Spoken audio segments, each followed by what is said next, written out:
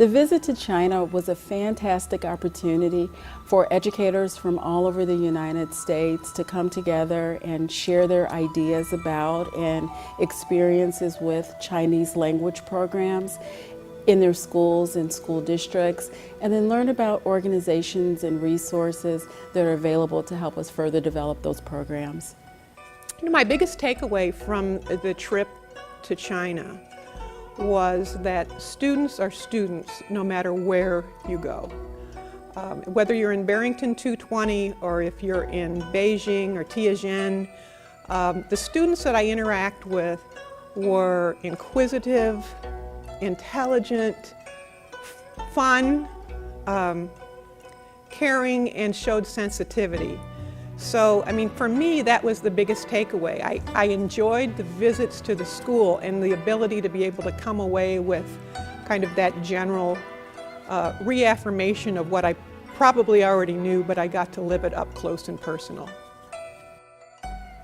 I think one of the most enjoyable experiences for me was actually interacting with the students, being able to teach a few classes, and just be able to talk to the teachers and principals in the different schools.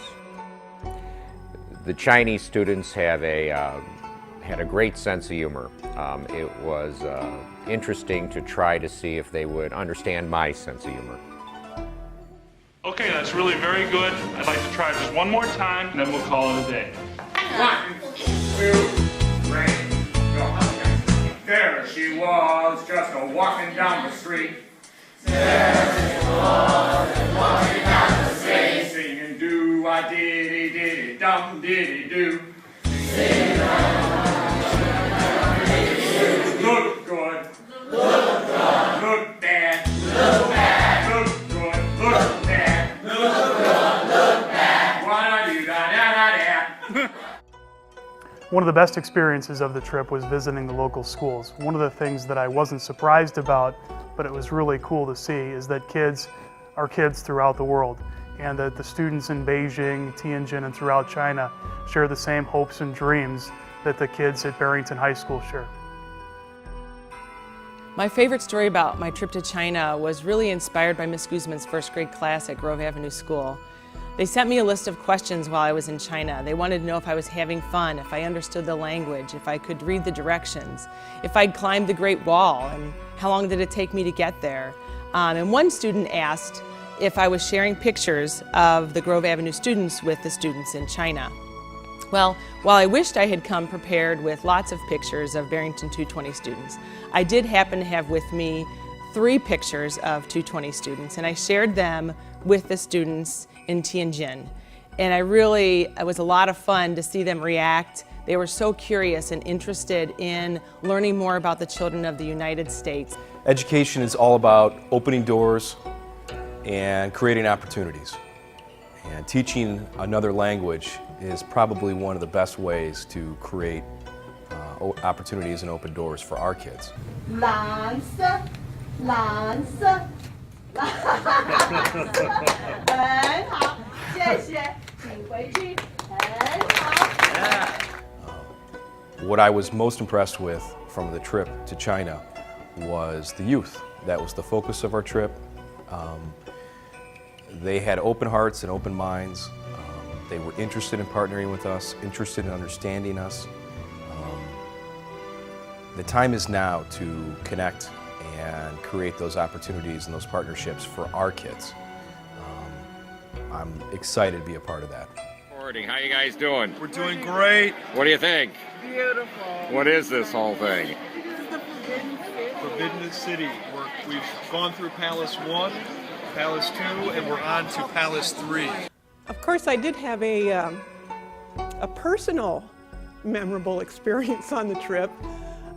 Part of our official agenda was to go to the Forbidden City, and I seemed to be looking up when I should have been looking down, and there was a hole in the ground, and well, I just hit the deck. I hit the deck with my hand and my teeth.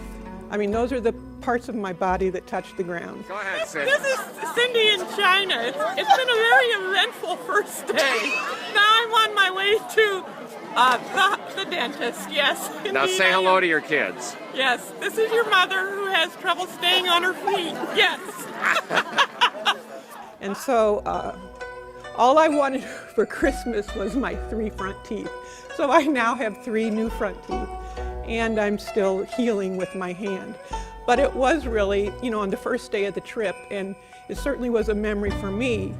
And I did really appreciate Dr. Leonard, because we were in this, as part of these trips, you have many official ceremonies. And we had one that was, sometimes they're lively and sometimes they're a little bit more routine, and they can go on and on. And so Dr. Leonard got up and was speaking, and he was introducing his team, and he introduced me and said, and here is our assistant superintendent who can't stay on her feet. And then he started to sing, I left my teeth in the Forbidden City. It was really a classic moment because everybody in the audience did need a little comic relief, and he provided that. Obviously, being able to see the Great Wall of China, a magnificent structure, was very moving. Dr. Leonard and I had a choice of the easy or the difficult path. We chose the difficult, the battling pass. I know we said leave no administrator behind when we got off the plane in China, but we had to leave a couple of administrators behind on our way up. The Great Wall of China is nothing like what you see on the Discovery Channel. When we first pulled up to the Great Wall of China, I was expecting it to be a flat wall, but you can't imagine how steep it is and how high it is. And for those of you that don't know me, I am terrified of heights. And when I got to the top of the wall and looked down, I was honestly afraid that I wasn't going to be able to make it down. It was quite an experience. It was great to climb on the wall, but I will remember that feeling for the rest of my life. The visit to the Great Wall was really fascinating, not just from the cultural experience, but also learning about other members of the delegation. I think the first 2 to the top were Mr. Carlson and Dr. Leonard. Other members of the delegation also made it to the top. I think I was about 200 steps shy. When they say climb the Great Wall, they really mean climb the Great Wall. It's very steep, and all the steps are uneven. The Lama Temple, built in 1700 BC. Whenever a Buddhist approached one of the temples, they would burn a stick of incense and bow 3 times to the temple. That's what we saw over and over again. The children in China are very similar to the children of the United States. They're eager to learn. They want to do well for their parents and for their teachers. They love being with their peers and are supportive of one another, and they're very excited, as I spoke about before, to meet strangers from the United States. One particular memorable moment I had was when I was in a classroom, and I was sitting watching some students work on an art project, and there was a very timid young lady sitting next to me. And a lot of the students speak English over there, so you could speak with her. But she would barely make eye contact. But as I was getting up to leave, she looked at me, and I keep this, and she handed me this piece of art that she was working on. And it was such a wonderful gesture that it really, kind of made an imprint on my heart, and is a really great memory from the trip. I also really enjoyed the calisthenics for the whole school. They exercised the body as well as exercising the brain. They played a chime or a song, and within minutes, students exited from buildings all over the campus and converged onto the field and formed in perfect lines. It actually gave me goosebumps to see that kind of organization and unity. I was overcome. Decided to join in, and it was an immersion experience. Yeah, so I was immersing myself in their school day, in their culture. They were following the guy next to me, but The students were all fighting back laughter. You could tell that they were expected to take this very seriously, and they were having a really hard time taking it seriously with this American clown next to their leader. There were no students that had a doctor's waiver from PE out there on that field. Everybody participates. One of the teachers that was traveling with us, she whispered in my ear, "I hated doing this when I was in high school." And about 30 seconds later, I looked over and she was doing the calisthenics right along with the whole group. She couldn't help herself. The class sizes at the school were a little bit larger than they are in the United States and here in Barrington 220, but the teachers teach fewer classes. I thought that was very interesting. 上课。同学们好。老师们好。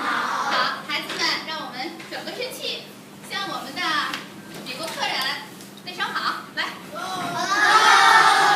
欢迎我们的客人来加入我们的课堂。好，回过头来吧。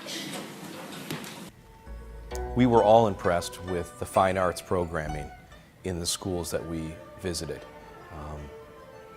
I think one misconception we had was that their curriculum would be very narrow, and we saw beautiful song, dance, and fine arts. I guess that sometimes when you make visits, it dispels myths or stereotypes that you have. And I thought when I would visit Chinese schools that I would not see much in the way of arts, of the arts.